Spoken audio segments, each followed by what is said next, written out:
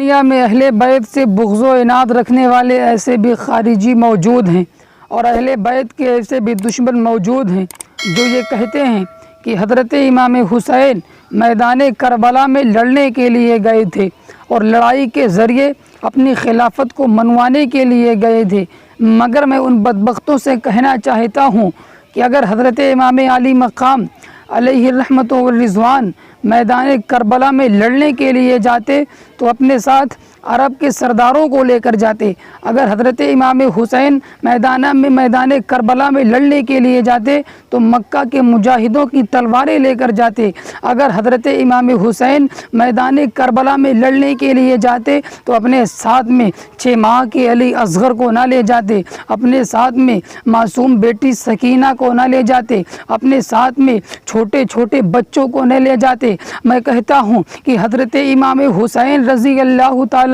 میدان کربلا میں لڑنے کے لیے نہیں گئے تھے، اور جھگڑا کسی خلافت کا نہیں تھا، جھگڑا کسی سیادت کا نہیں تھا، جھگڑا کسی امانت کا نہیں تھا۔ اگر جھگڑا تھا تو اسلام کی سرحدوں کو توڑنے کا تھا، اگر لڑائی تھی تو شریعت مصطفیٰ سے بغاوت کی تھی، اگر تنازع تھا تو شریعت مصطفیٰ کی پاسداری کے لیے تنازع تھا۔ اگر یزید کی حکومت بھی جو ہے اسلامی ہوتی، اگر یزید بھی اپنی حکومت کو صحابہ کرام اور خلفائے راشدین علیہ الرحمت والرضوان کے طریقے پر چلاتا تو حضرت امام حسین کبھی بھی اس کی مخالفت نہ کرتے۔ لیکن یزید نے جب ایسا نہیں کیا، یعنی اپنی خلافت کو اسلامی نہیں رکھا، خلفائے راشدین کے طریقے پر نہیں چلایا، جب شریعت مصطفیٰ کی دھجیاں اڑا دی، جب شریعت مصطفیٰ کا احترام نہ کرتا رہا اور اس کو اپنی حکومت کو شخصی بنا لیا، تب حضرت امام حسین نے دیکھا کہ شریعت پہ حملہ ہو رہا ہے۔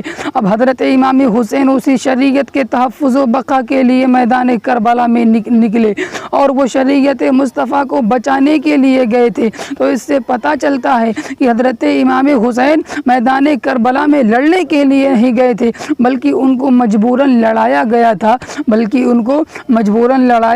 تھا۔ ہو سکتا ہے کہ کسی کے پریشان ذہن میں یہ سوال پیدا ہو رہا ہو کہ حضرت امام حسین آخر میدان کربلا میں کیوں گئے اور حضرت امام حسین نے ایسا کیوں کیا، اس